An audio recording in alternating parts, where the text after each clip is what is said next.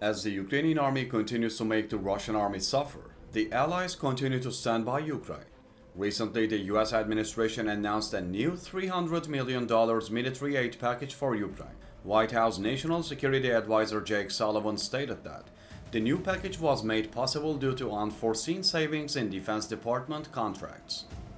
Joe Biden continues his support for Ukraine and stands up to Putin. US President Joe Biden and Irish Prime Minister Leo Varadkar discussed further support for Ukraine.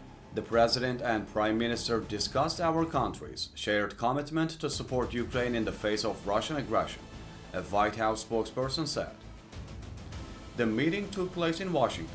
Vice President Kamala Harris also noted that the United States and Ireland are actively working together to support the Ukrainian people's struggle for democracy and independence.